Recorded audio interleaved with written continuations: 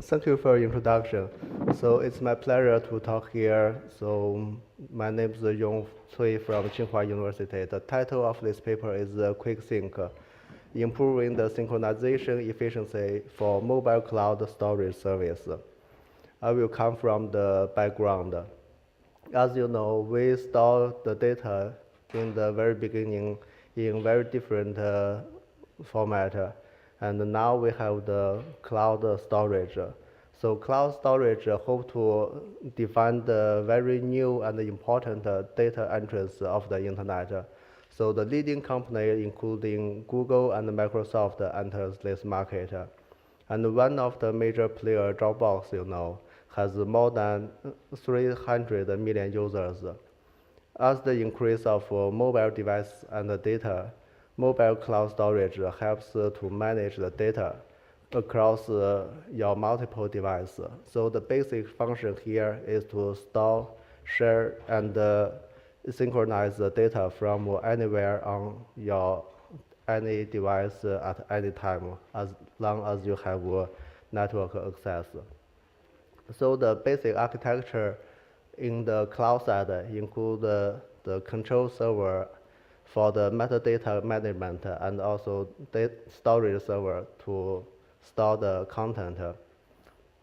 Once you have a new file here in your notebook, you will contact with the control server first and to see what is the really new data. And then you will upload the new data to the data storage server.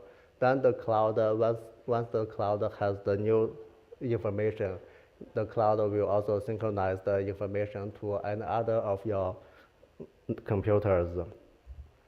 So here we know the sync efficiency is quite important, especially for the communication part. We have some key capabilities here. Trunking is to split a large file into multiple small files with a certain size. And bundling is to bundle multiple small chunks into a single large chunk. Deduplication is to avoid the retransmission of content which is already available in the cloud. And the data encoding is to transmit the modified portion only of a file. As a background, we know the Dropbox implement all of these capabilities, where some others only implement a few of the capability. Ideally, these capabilities may efficiently synchronize our data in the mobile or wireless environment, especially with this high delay or intermittent connections. But in reality, we found the sync time is much longer than expected, especially with various network conditions. So here we have the challenge or even the questions. Are these capabilities useful or even enough? For the synchronization, you need transmission, but all of these capabilities above, it seems these capabilities have nothing to do with the network parameters. So do we really need only storage technologies, or maybe we need to combine the storage technology to the network technology? So when we try to identify the root cause of the inefficiency, we found that the major services are closed source or even with encrypted data. So the aim of our work is to identify, analyze, and address the sync inefficiency problem of the modern mobile cloud storage service. So we come to the measurement and analysis. Before the detailed analysis, we need to understand the sync protocol. So we trace the application encrypted traffic and also try to decrypt some of the traffic for in-depth analysis by hijacking SSL socket of Dropbox. We found there are 3 stages for the sync or upload process. That is the sync preparation. Once a client have the new file, it will connect with the control server to say, hi, I have some new things, and what is the really new things after determined by the preparation stage. Then the client will go to the data sync stage to transmit or upload the new information to the storage server. So after the some times of the iteration, so after all of the trunks have been updated into the storage server, then the client will go to the sync finish stage with the control server to update all the metadata. So based on this basic understanding of the sync protocol, we arrange our measurement into the following three parts. The first part is the understanding of duplication. So is duplication really efficient? We compare the Dropbox with CFAIR, and the second one is the data encoding on Dropbox. The third one is bundling with all of these different products. So for this first one, redundancy deduplication, we say CFAIR eliminates more redundancy data than Dropbox on the same data set. But CFAIR uses smaller, because CFAIR uses smaller content-defined trunk size than Dropbox. But even so, we found a very interesting point. The CFAIR sometimes may need more sync time even with this reduced traffic, So CFAIR even use more sync time than Dropbox. The reason is quite simple. Maybe finding more redundancy needs more CPU time. But in further, we also found something interesting here. We found that trunking is closely related to duplication. So a fixed size trunking is efficient in good network conditions. But aggregative trunking helps in high delay network. So we need to consider the trade-off between the network traffic amount and the CPU computation time. Maybe a network-based trunking could be very important here. The next one, we inspect the data encoding, especially on Dropbox. So here we found the Dropbox fail on incremental sync with data encoding. Although data encoding is quite important, but when we employ three operations, including flip bits, insert, and delete over a continuous bytes of a synced test file, we found this interesting point. For this big file, we insert 2 megabytes as the head of this file. In this situation, we found 20 megabytes transmitted by Dropbox. So why Dropbox transmitted such a big amount of data? We come to see the reason. So a large file will be split into multiple small chunks, and data encoding is only performed between mapped chunks. So here's an example. If we have the original large file with 3 chunks, and then if we insert this new small part in ahead of this file, then the file will be retrunked totally in this style. So, for example, this trunk will be different to any of these original trunks, but the information of this trunk is totally here, right? Because we don't change any information inside this trunk, inside this part. So we say the trunking is also the basis for data encoding. In this case, data encoding doesn't work, right? And furthermore, we found the incremental sync sometimes fail for continuous modification. We modify the files continuously or from time to time. So in some cases, the files are even under the transmission process to the cloud. This is also the use case for the temporary files of MS Word or VMware. If you put your temporary files into your Dropbox sync folder, you will see a lot of transmission in your Dropbox. So in this case, the incremental sync fails, especially with the long delay network. The reason behind is that the metadata is updated only after trunks are successfully updated, and a trunk and the sync process cannot be used for data encoding. So, for example, in this case, the generated traffic size will be several times of the original revised file if we modify the files from time to time. We also inspect the bandwidth inefficiency problem with different size of files, and we found the sync is not efficient, especially for large number of small files in high RTT conditions in Google Drive.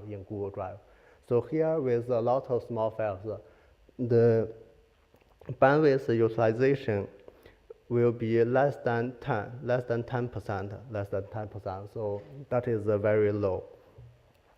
We analyze the root cause here and find the client need to wait for ACK from server before transmit next trunk. So this kind of sequential trunk ACK for each small trunk need a lot of time, and sometimes Google Drive also set up a lot of new connections. So this kind of new connections also bear TCP slow start, especially in high RTT network. So we have a very basic, very simple idea. Maybe bundling is quite important, right? So let's say this case on Dropbox with the bundling functionalities, we will say the bandwidth utilization will be much higher than Google Drive, around 50%. So bundling is really efficient. But furthermore, we also found another issue here. The bandwidth utilization decrease with large files, So that is a little bit strange, right?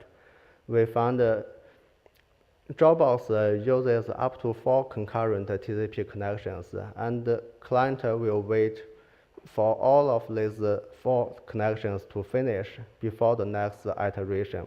So sometimes maybe several connections may be idle between 2 iterations. So that is the reason. Based on these measurement and findings, we design our QuickSync system with 3 new technologies here. We propose network-aware content-defined trunker to identify redundant data, and also design improved incremental sync approach that correctly perform data encoding between similar trunks to reduce sync traffic. And last one is to use delay batched ACK to improve the bandwidth utilization. So here, once a user have a new file or new version of the old file in the sync folder, then the trunker will try to split this big file into multiple smaller chunks based on the network situation.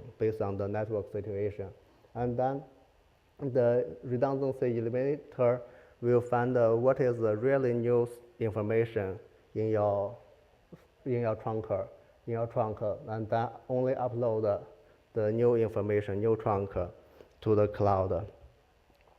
So the first thing is the network-aware trunker. Intuitively, we prefer large trunks when the bandwidth is sufficient and make aggressive trunking in slow networks. And then we define several trunking strategies in QuickSync, and the client will select a trunking strategy for a file to optimize the sync time, including the computation time and the communication time.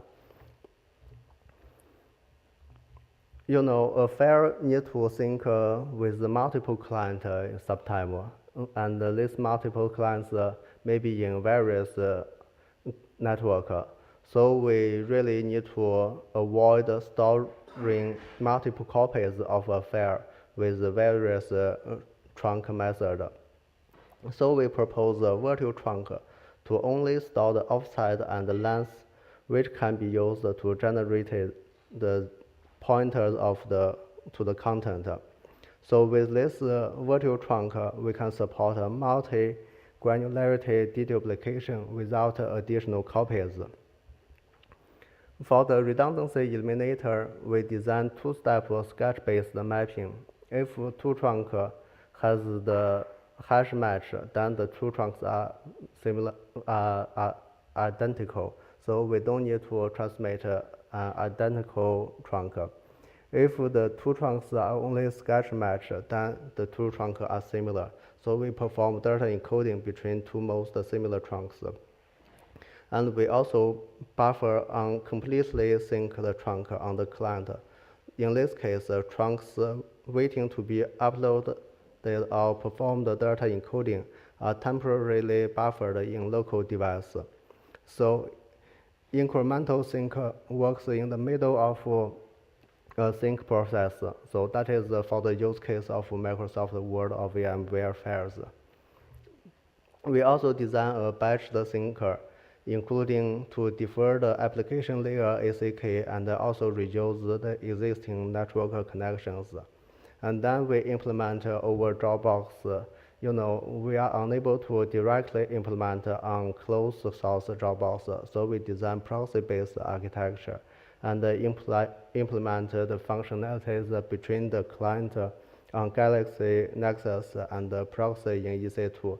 In this case, the proxy here will be closer to the Dropbox server because they are close and has enough bandwidth. And we also leverage the existing tools for trunking and data encoding. And because the Dropbox, the proxy architecture needs as additional overhead, so we also make a full implementation with C file. So for the evaluation, due to the time limitation, I don't want to go to the details, but generally speaking, we evaluated our three techniques one by one. So the first one shows network where trunker works well, and the second one we conducted the same set of experiment where the original traffic utilization overhead is 5 to 10.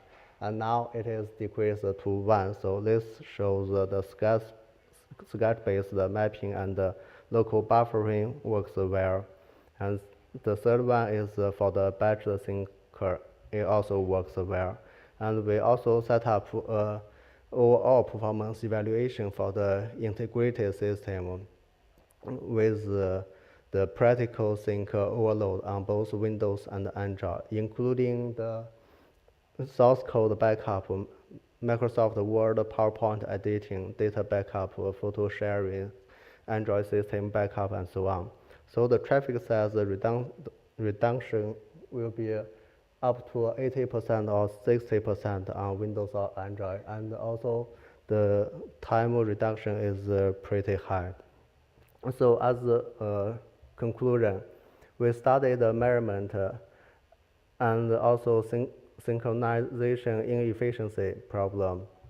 We found the basic capabilities are quite important, but they are still far away to perform well. So network parameters are also important here. We designed QuickSync with 3 key techniques and implemented over Dropbox and C file. And the practical sync overload showed that efficiency on both traffic size and sync time are very good.